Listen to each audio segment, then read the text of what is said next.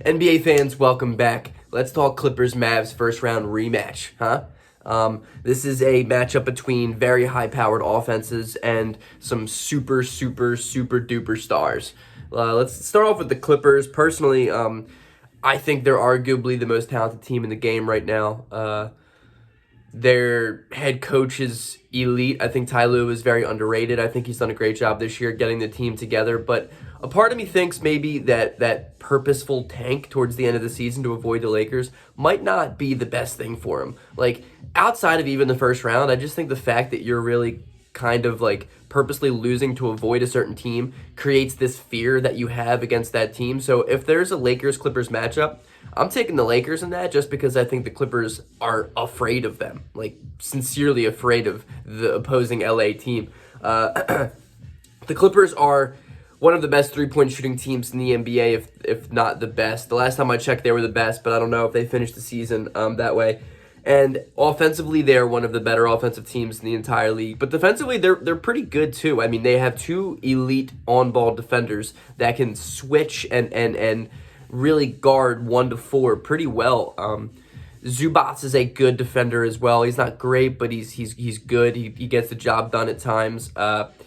I think this matchup it's interesting because if you look at the Clippers, they're running back with the same team, and I think a positive of what they have is they brought Rajon Rondo in this mid-season with the trade with the Atlanta Hawks for Lou Williams, and I think now is the time that trade really comes out and proves if it's worth making or not. Because I think playoff Rondo, obviously you guys know how he did last year for the Lakers. He was the third best player on the court for them. He could be something that the Clippers have missed this past season too. The Clippers don't have a playmaker, really.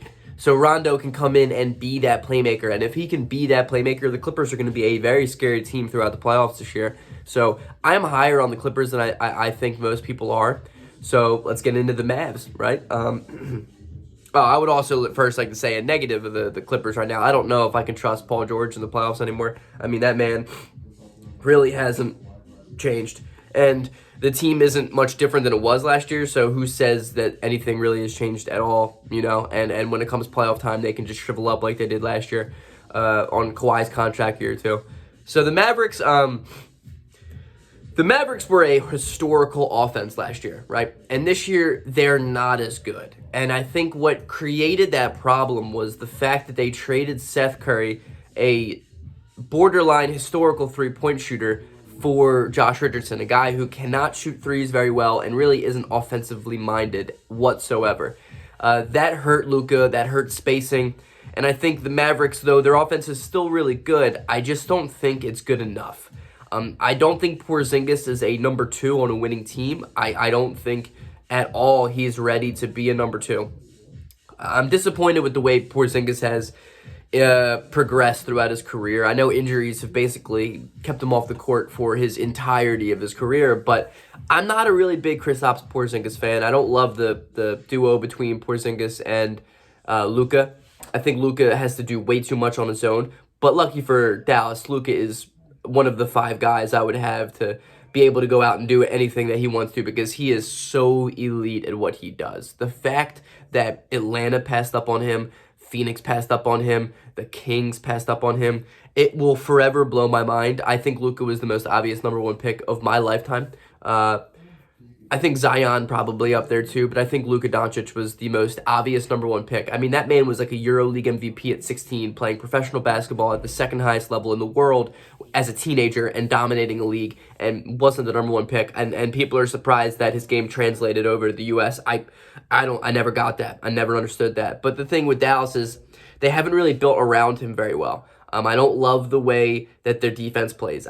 Their defense isn't good, and Luka's not a good defender, so I get that. But outside of that, I think Josh Richardson was an attempt there to fix the defensive issue.